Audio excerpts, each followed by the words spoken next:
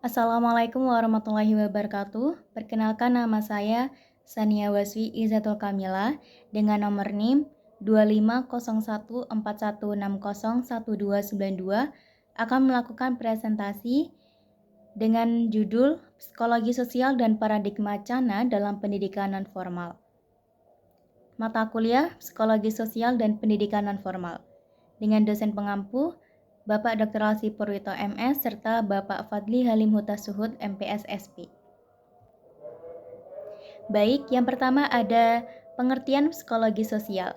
Psikologi sosial adalah ilmu yang mempelajari perilaku individu dalam lingkungan sosial dalam pendidikan.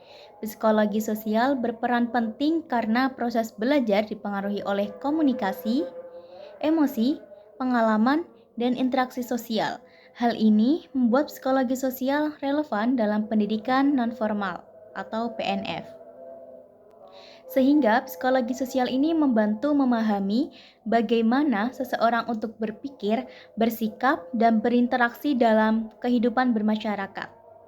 Dalam pendidikan nonformal atau PNF, pemahaman psikologi sosial itu penting agar proses pembelajaran dapat berlangsung lebih efektif karena setiap individu itu memiliki pengalaman, emosi, dan cara menerima informasi yang berbeda-beda.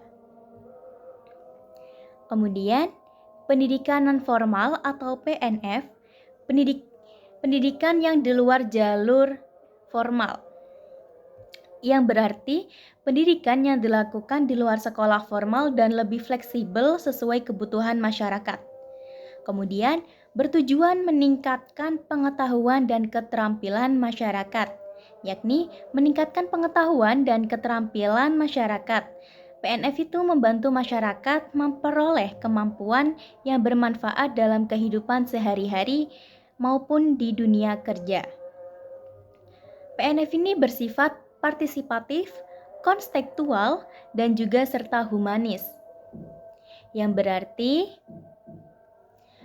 partisipatif di sini antara fasilitator dan juga peserta didik diharapkan saling berkolaboratif dan partisipatif dalam proses belajar.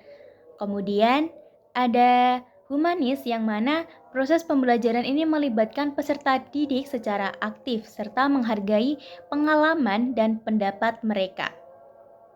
Dan yang terakhir ada menyesuaikan kebutuhan belajar masyarakat, yang mana materi pembelajaran yang disusun dalam pendidikan nonformal ini berdasarkan kebutuhan, kondisi, dan permasalahan yang dihadapi oleh masyarakat sendiri.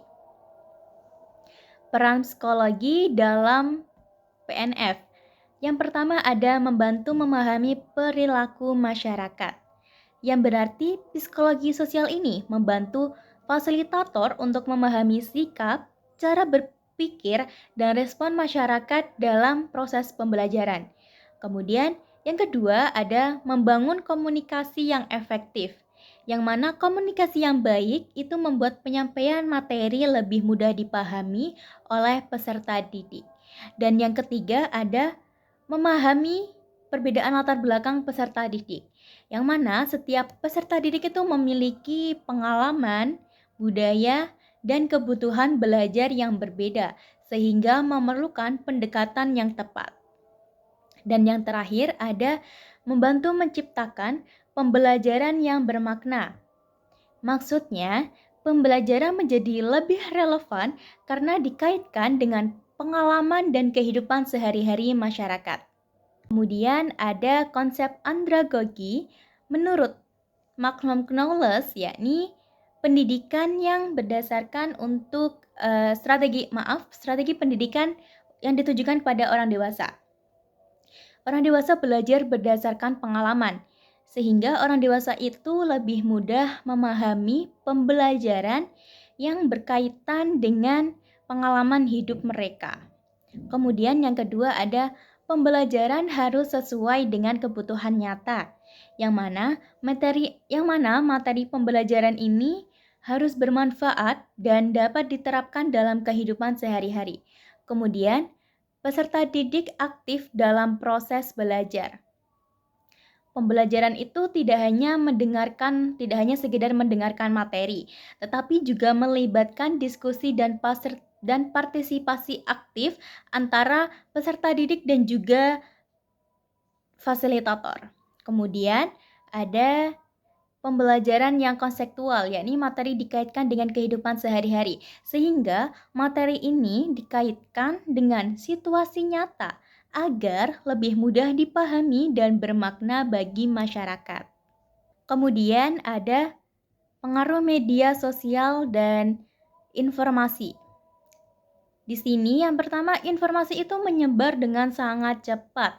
Media sosial itu memudahkan masyarakat menerima berbagai informasi dalam waktu yang singkat. Kemudian sehingga bisa jadi munculnya hoaks, stereotip, dan prasangka sosial. Jadi tidak semua informasi yang diterima itu selalu benar, sehingga dapat menimbulkan prasangka dan kesalahpahaman. Kemudian masyarakat itu sering dipengaruhi oleh emosi dan lingkungan sosial.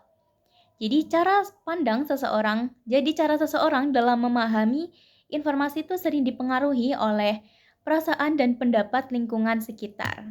Kemudian ada sehingga kita dipentingkan untuk literasi informasi, yang mana masyarakat perlu berpikir kritis agar mampu bisa memilah informasi yang benar serta bermanfaat. Kemudian ada paradigma neurohumanistik. Pendidikan itu memperhatikan fungsi otak, emosi, kesadaran diri, serta nilai kemanusiaan. Memperhatikan fungsi otak dan emosi.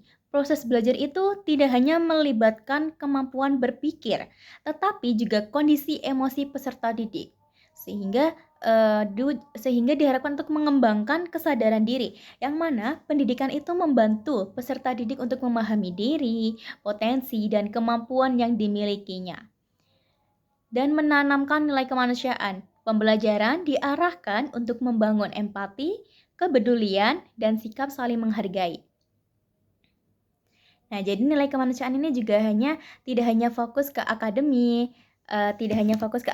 mengembangkan individu, tapi juga jadi nilai kemanusiaan itu tidak hanya fokus terhadap akademi, tetapi juga mengembangkan individu secara menyeluruh.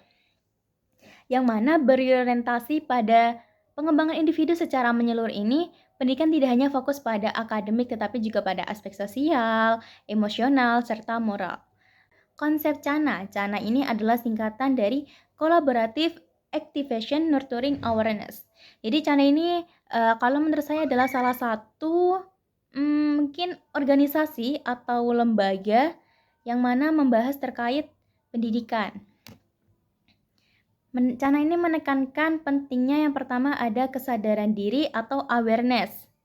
Jadi peserta didik ini diajak untuk memahami kondisi diri, emosi, dan potensi yang dimiliki. Kemudian ada regulasi emosi, yang mana pembelajaran perlu membantu peserta didik dalam mengolah emosi agar lebih siap menerima materi. Kemudian ada empati dan hubungan sosial sehat. Lingkungan belajar harus mendorong sikap saling menghargai dan peduli terhadap orang lain. Dan yang terakhir ada lingkungan belajar yang aman dan inklusif. Jadi peserta didik ini perlu merasa nyaman, diterima, dan tidak mendapatkan stigma dalam proses belajar. Peran fasilitator itu ada 5 yang saya ambil. Memiliki kemampuan dalam komunikasi, memahami kondisi psikologis masyarakat, dan yang ketiga membangun kedekatan. Yang keempat, menciptakan suasana belajar yang nyaman, serta yang kelima, menggunakan pendekatan humanis. Jadi, dari kesimpulannya adalah psikologi sosial memiliki peran penting dalam pendidikan non-formal atau PNF karena membantu memahami perilaku, komunikasi, dan interaksi masyarakat dalam proses pembelajaran. Pembelajaran dalam PNF ini dipengaruhi oleh pengalaman, emosi, serta lingkungan sosial peserta didik, sehingga fasilitator perlu menggunakan pendekatan yang humanis dan komunikatif.